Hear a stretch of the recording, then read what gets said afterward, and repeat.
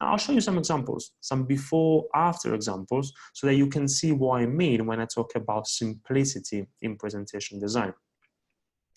Now, this is the first one. We've got before, top left, and after, bottom right.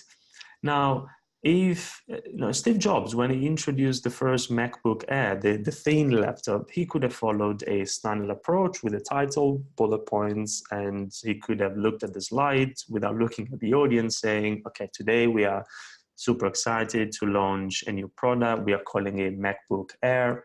It's a new laptop. It's thin. It's light. 13-inch widescreen display, backlit, keyboard, etc., with all the features of the product. That's what most business professionals do. Of course, that's not what he did. Brilliant presenter. He followed a much more visual and simple approach with a nice image of the product and just then a headline, the world's thinnest notebook. That's it. Then you fill up the rest. The takeaway for you is that you don't need to include everything you say on your slides. Another example, this is a data display. Now look at the before slide.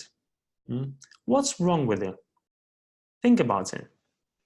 But I can tell you what's wrong with it, and it's too many details. There's too much information. If you think about it, you want to show a bar chart, fine. But do you really need to show a border for your bar chart? Do you need to have a color background or the vertical grid lines or the tick marks or a map next to the chart or the slide number, the date? No, because none of these elements make it easier for your audience to understand what you're saying.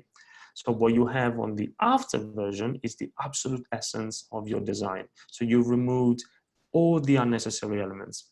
And so you have the absolute essence of your message. I show you a slide like this, the after version, and just in a few seconds, you get the message behind it. You need to create slides whose message behind is and can be understood within just a few seconds, 3 to 5 seconds. Another example, now this is very standard, you have a standard slide with a title, some bullet points.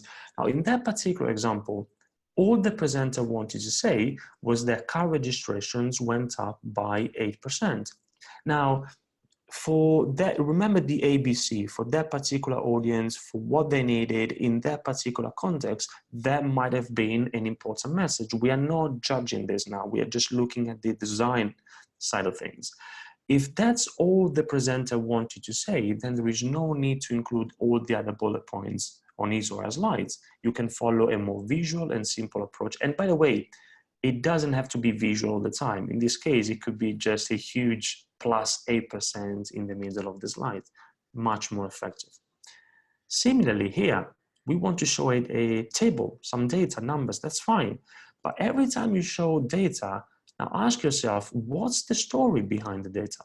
What's the message behind the data? What are you trying to communicate with this data? Data and numbers are not meaningful per se. So they become meaningful when you make it clear what the message behind them is. Now, here, the story behind the data is that CO2 went up by 6% in the last 10 years. If that's all you wanted to communicate, again, do you really need to show a table that nobody can read? Maybe you can follow a more visual and simple approach. And again, it doesn't have to be visual all the time, but it has to be simple all the time. And don't get me wrong, I'm not suggesting that there is never a need to provide more details in a presentation. Of course there is. But remember, we said that at the beginning, in a bad presentation, what you project, the slides you project, is also what you share via email or printout. Whereas in a good presentation, you always project simple and visual slides. And then if you need to provide more details, what you share is a clear document.